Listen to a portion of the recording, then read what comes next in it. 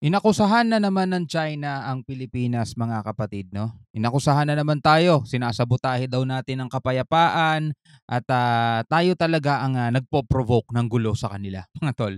Sabi nga rito sa title, 'no, mga Chino ngaling talaga, sabing gano'n. Etong videong panonoorin natin, mga kapatid, mula kay Sir Pao PH, siyempre huwag niyong kalimutan, mag-subscribe sa kanyang, video, sa kanyang, YouTube channel, mga kapatid. At kung trip mo naman yung mga ganitong klaseng reaction video, commentary, criticism, at kung ano-ano pa, mga tol, huwag niyong kalimutan mag-subscribe. Click nyo na rin ang notification bell para ma-notify kayo whenever na may mga bago tayong commentary and reaction video tulad nito. Huwag na natin patagalin pa. Panoorin na natin to, mga Chino ngaling.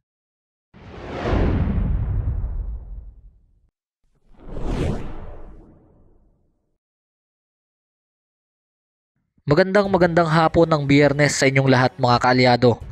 China, inakusahan ng Pilipinas na gumagamit ng foreign forces sa pagpapatrolya sa South China Sea. At dahil daw dito ay dinadagdagan lang lalo ng Pilipinas ang gulo sa West Philippine Sea. 'Di ba? Tayo yung inaakusahan nilang nagsisimula ng kaguluhan. Tayo yung tipong ginagamit lang natin yung mga foreign countries na malalakas para anuhin sila, no, kastiguhin sila, mga tol. Sila yung nag-aakusa sa atin na tayo yung nagsisimula ng kaguluhan at inaalis natin ang kapayapaan dito sa West Philippine Sea. Tayo pa talaga, tayo pa talaga. Ang tinutukoy dito ng China, mga kaalyado, ay ang 3 araw na joint patrol ngayong linggo na isinagawa ng Pilipinas at United States Forces sa West Philippine Sea. At sa kabilang araw ng ginagawa ng Pilipinas at United States ay pananatilihin ng Chinese military ang mataas na alerto at determinasyon na protektahan ang soberenya, maritime rights at interes ng kanilang bansa at protektahan ang peace and stability sa South China Sea. Linawin lang natin, mga kaalyado, na isinagawa ang Joint Maritime Patrol sa Exclusive Economic Zone ng Pilipinas. Dangan lamang na inaangkin ng China ang entire South China Sea. Tama. Kaya pati West Philippine Sea ay itinuturing din nilang pag-aari nila. Ayon sa China, gumagamit raw ang ating bansa ng puwersa mula sa foreign country para dagdagan ang kaguluhan sa South China Sea. Mo parang ganito yan kung i-compare natin sa small scale, di ba? Since na halimbawa isa kang mayabang tao, inaangkin mo yung buong barangay ninyo, di ba? Inaangkin mo halimbawa yung buong barangay nyo. Ngayon, sa kabilang street, meron ka dong mga kapitbahay, syempre sa kabilang street, na nag-imbita ng mga dayo, nag-imbita ng ano. Tapos ngayon, ikaw naman magsasabi ka, nagsisimula kayo ng gulo. No, gusto niyo akong guluhin, parang gano'n. Pero nasa kabilang street na 'yun, Nasa kabilang street na 'yun, pero nag-aano ka pa rin, nagre-react ka pa rin. Walang pinagkaiba, mga tol, dito sa sa China. Biruin mo, hindi naman tayo lumabas ng ating soberanya. Nandito lang tayo sa West Philippine Sea, mga kapatid. Dito tayo sa ating exclusive economic zone nagkaroon ng Joint Maritime Patrol. Hindi tayo tumawid sa kanila. Pero tignan nyo, nagre-react sila. Kasi nga, yung kabuuan nung karagatan na yan. Sabi nga nung iba nagko-comment dito, dapat daw hindi tinatawag na South China Sea, di ba? So yung kabuuan na yan, ng karagatan na yan, ay kinikilala nilang kanila at inaangkin nilang kanila. Pati yung West Philippine Sea, mga tol, nasabi na nga sa International Court at sabi na nga sa UNCLOS ay pag-aari ng Pilipinas o exclusive economic zone ng Pilipinas, may sovereign rights dyan ng Pilipinas. Pero nagre-react pa rin sila. Tulad nga na binigay example kanina, no, sa kabilang street na yung nagpa-party, nagre-react ka pa rin. Parang ganon. Ganon sila, ewan ko rito sa mga to. At maapektuhan daw nito ang regional na gumagamit raw ang ating bansa ng puwersa mula sa foreign country para dagdagan ang kaguluhan sa South China Sea. At maapektuhan daw nito ang regional peace and stability ayon sa Southern Theater Command ng Chinese military. Noong Miyerkules pa raw ay nagbanta na sila sa Pilipinas at United States regarding sa Joint Maritime Patrol na isasagawa ng ating bansa sa West Philippine Sea. Puro banta. Banat naman ni Armed Forces of the Philippines spokesperson Colonel Medel Aguilar na ang konteksto ng pagsasagawa ng isang Joint Air and Maritime Patrol sa West Philippine Sea o kahit saan mang teritoryo ay pagpapahayag lamang ng sovereign rights ng isang bansa o ng ating bansa sa sariling maritime zone. Tama. And at the same time, para maipromote na rin ang international convention na sinusuportahan naman ng rules-based international order. Kasi kung susundan natin yung sinasabi ng China, di ba? So parang inaalisan nila tayo ng maritime zone. Di ba? Inaalisan nila tayo ng bahagi sa dagat. So wala tayo, puro lupa lang yung sa atin, ganon. Puro ilog, puro lupa, puro sapa, batis. Pero yung dito sa ating kiniklaim at ibinigay din naman yan sa atin mga tol at yan ay binaback upan o pinatutunayan ng international law. Ayaw nila yun mga tol. Sa madaling salita, ang gusto nilang mangyari, wala na kayong bahagi dyan sa dagat na yan. Amin yung kabuuan na yan. Diba? Sino ba namang tanga ba maniniwala doon? Sinong bansa ang susuporta sa ganun? No? Nag-iisa ka bansa, ikaw lang ang bukod tanging pinagpala, ikaw lang ang may karagatan. yung mga kapitbahay mo walang karagatan, ikaw lang. Well, meron naman tayo ang kabilang bahagi. Pero andirito kasi tayo mga tol eh.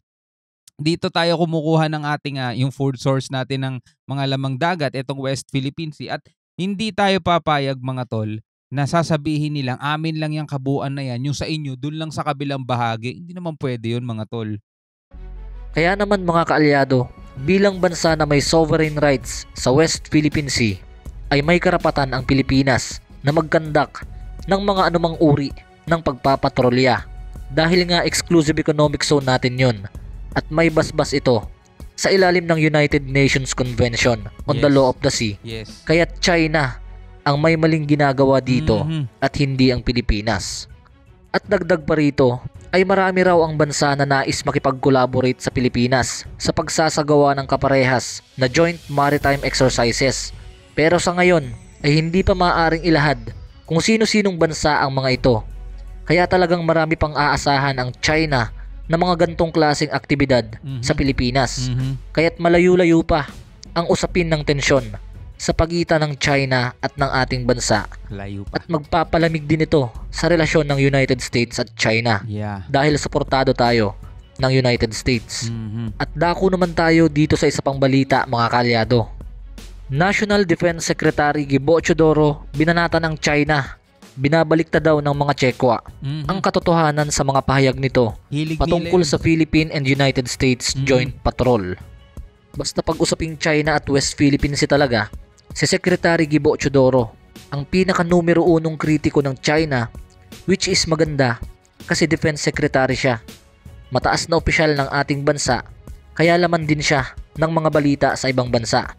At natutuwa rin ako no kasi karamihan ng mga nanonood dito sa atin at mga nagko-comment mga tol ay walang pro-China no. Kung meron man siguro hindi ko na sila napapansin kasi sa sobrang dami ng sumusuporta sa ating gobyerno at naninindigan na talagang atin ang West Philippine Sea. Do yung iba gusto yung lagera, may mga nagsasabi pang takot ka, mga ganyan. Bahala kayo, sumugod na kayo doon kung gusto nyo.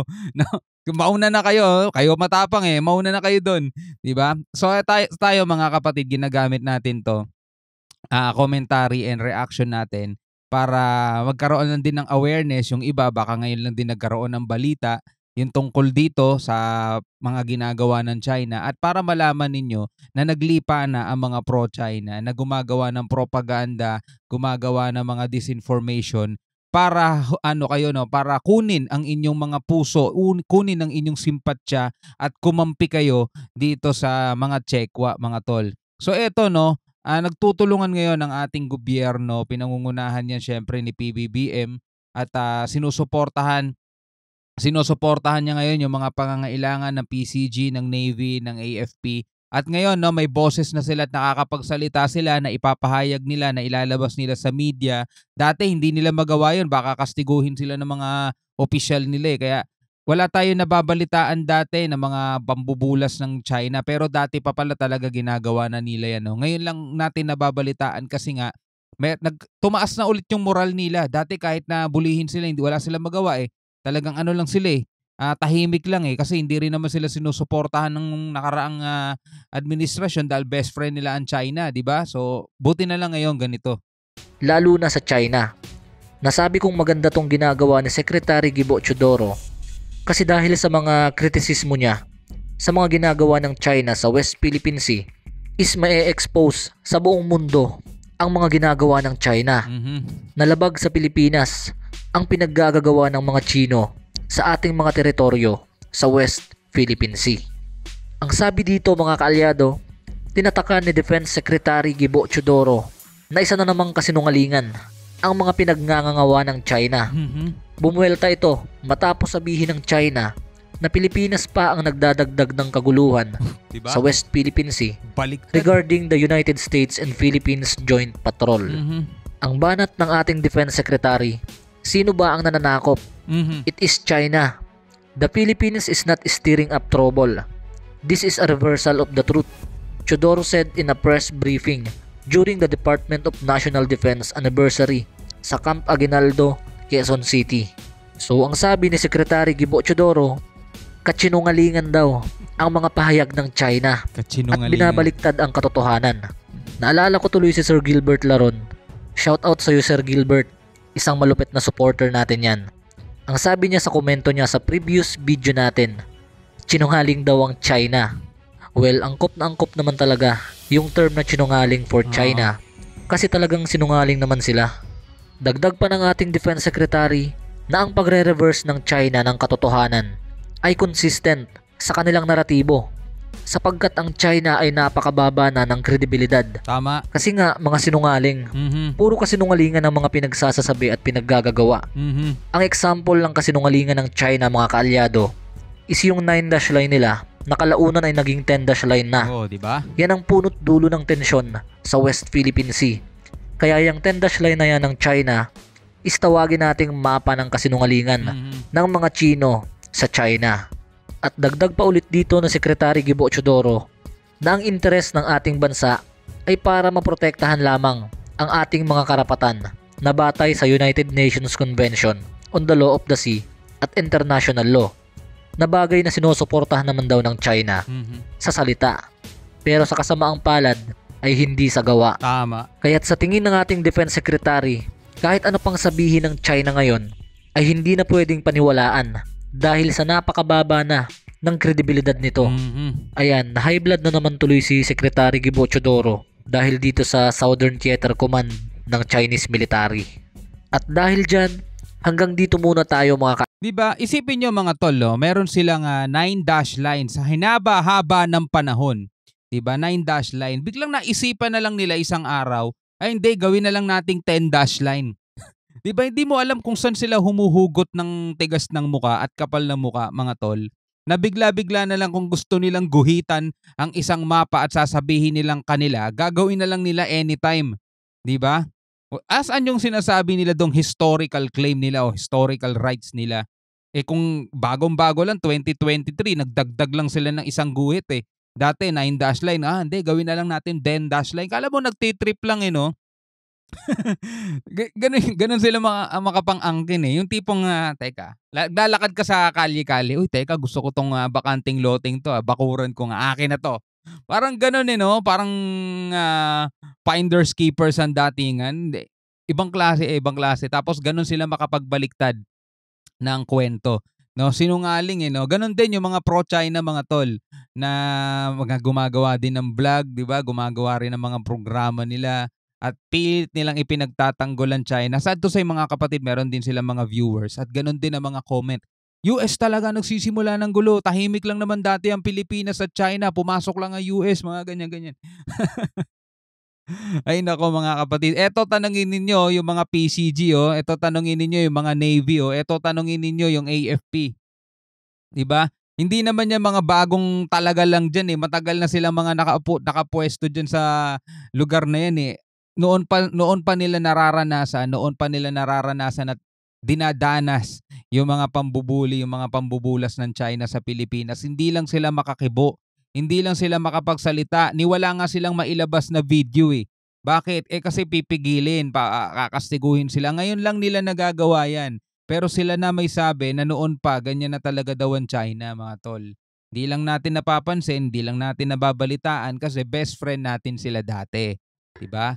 So, paikipag-best friend ka ba sa isang bansa na patuloy na inaangkin, sinasakop yung teritoryo mo, yung mga mamamayan mo, na dapat Mga mamamayan mo, mga kapwa mo Pilipino na dapat nakikinabang sa mga yamang dagat o lamang dagat ng ating soberanya, ng ating exclusive economic zone, pinakikinabangan lang ng mga singkit, 'di ba? Tapos tayo pa yung pinapaalis. Grabe, 'di ba?